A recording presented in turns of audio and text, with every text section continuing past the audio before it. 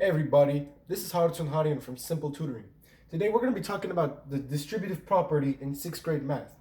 So the distributive property is really helpful in writing numbers different ways and rearranging them within different equations. Which is the key question today, which is asking how is it helpful to write numbers in different ways, which we are going to learn in a couple minutes when we do the examples.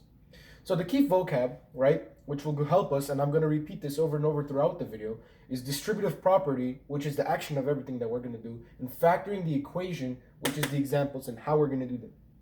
Here I've listed the examples for today, and these 3 examples will be working on the board, and in the link in the description I will post a couple more examples, and you can try them and hope too.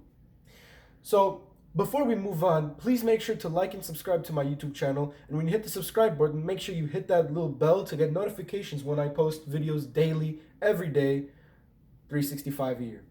So, without further ado, let's get on. Okay, so the first example is 3 times 20 plus 3 times 15, right? So let's write that. 3 times 20 plus 3 times 15. Now, you might be thinking, it's just easy, just work left to right, right? But it's not. In 3rd grade, you've learned what PEMDAS is. Let's write that over here. PEMDAS. Now, the funny acronym was please excuse my dear Aunt Sally, but mathematically, it's parentheses, exponents, multiplication, division, addition, subtraction.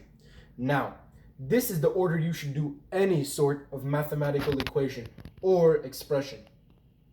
So logically, we might be speaking, we would say, oh, do 3 times 20 and then add 3 and then multiply that by 15. But it's not. Here, but PEMDAS tells us to do parentheses first, and in this we don't have parentheses, exponents, we don't have exponents.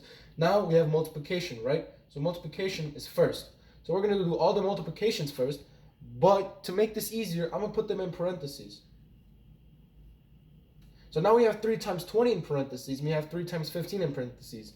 This is the most simplistic equation you're going to get in algebra.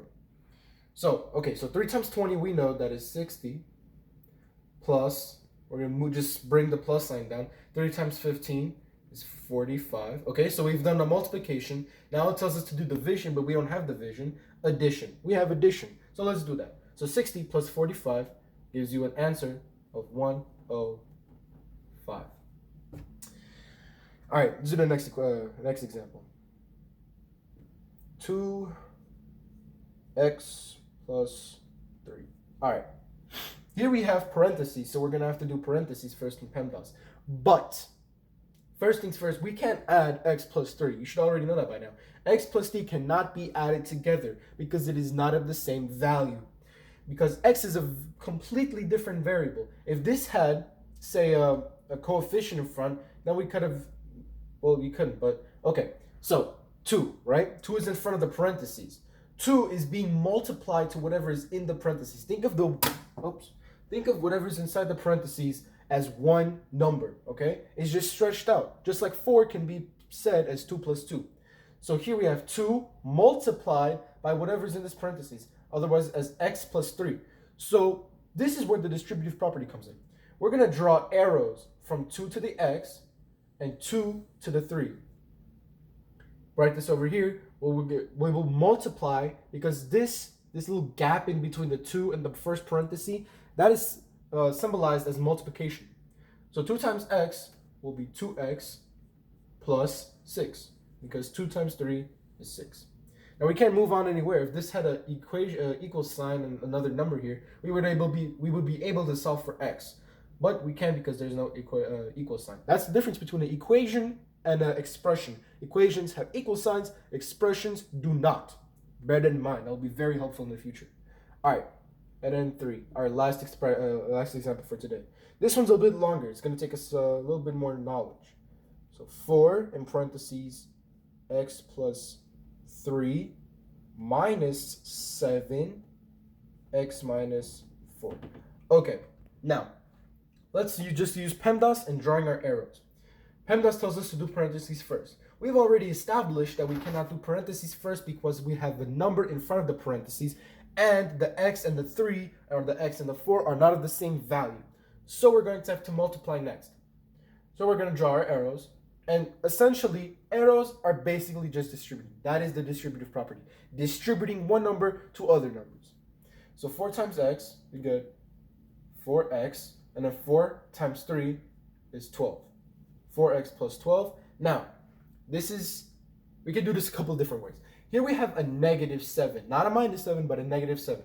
Now, the -7 is very unique in math because negatives can be said as plus negative, or it can be said as minus minus, which really doesn't make sense. So otherwise, whenever you have a negative or whatever sign, we say that there's a positive here, okay? Because it's a 4. But we have a -7. So this negative, we will be taking this negative with us when we distribute. So not only will it be 7x, it will be -7 times x, which will give us -7x. And then -7 times -4 is plus 28. Now we got to combine like terms. I like to combine my like terms a different way. I like to use circles for variables and squares for whole numbers. So here we have a variable here because this is a coefficient. So we're going to circle that. We have another one. Circle the negative also with the 7 because we multiplied it with that. Here we say there's a positive, but we don't really write the positive. Now we have whole numbers. We're going to add this and then square that. So 4x minus 7x is -3x. And then you have your 12 and your 28. 12 plus 28 is 32. So it'll be -3x plus 32. We'll write that a tad bit better. -3x plus 32. And that, my friends, will be your answer. Thanks for watching. Oh, before that, let's go over our summary. Almost forgot. So remember that PEMDAS plays a key role in the distributive property because you can't just go from left to right like your logic tells you to do. And drawing arrows, you should make that a habit. If you do not make this a habit, later on in high school, when you do basic algebra, we're going to struggle and fail every test because you do not draw your arrows and you're going to get super confused. And trust me, I've been through that and I've learned the hard way. And then analyze your equation. See how we analyzed and saw what was here first before we did anything. That is called analyzing your equation.